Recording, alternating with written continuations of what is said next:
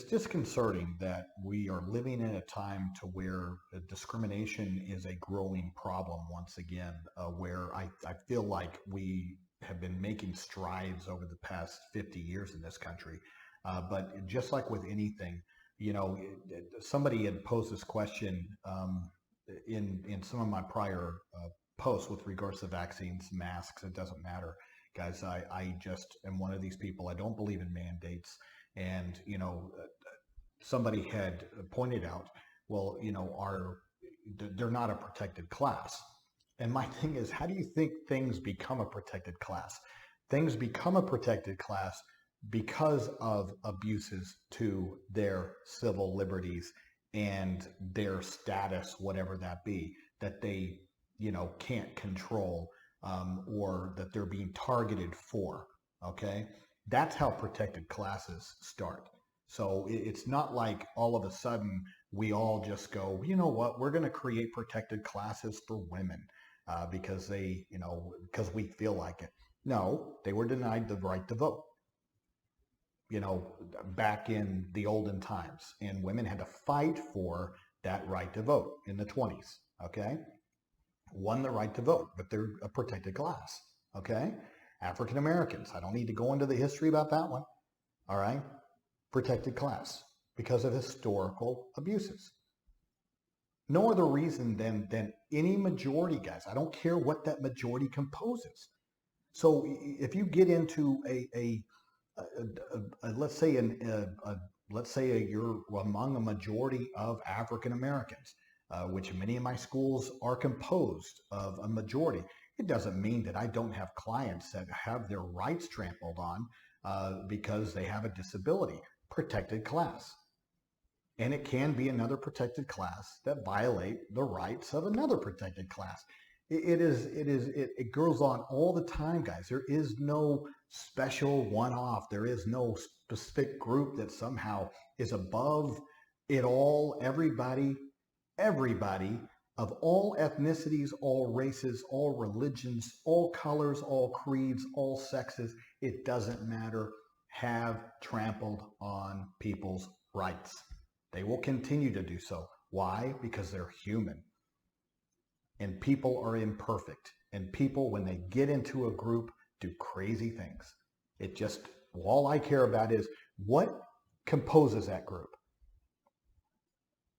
It can be a lot of different things. It could be your ethnicity. It could be your race. It could be your gender. It could be your identification. It could be your preference. Once you're in a group, then what is who are we picking on here? Who's getting the short end of the stick? That's all I care about. Could care less what composes that majority. Careless.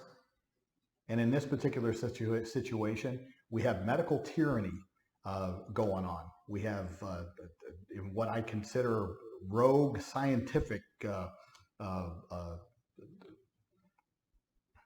epiphanies that just are invented, and it's based upon hope.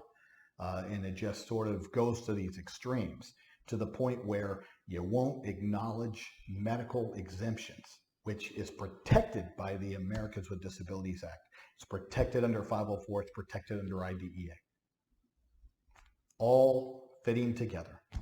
And is this the first time? No, I've seen this before COVID, to where principals, for some reason, feel like they also have a medical degree and can sit there and call into question a medical note from a medical doctor that that asks for some kind of accommodation or an exception and is denied by the school. So this isn't the first time. I'm just seeing more of it now. And if the governor has an order, and every mask order all last year during COVID, guys, all of them had exceptions built into them.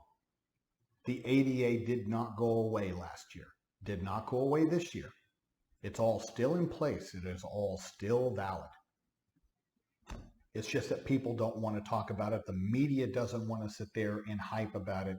And everybody makes an assumption that is on that majority position that, by God, you will wear a mask.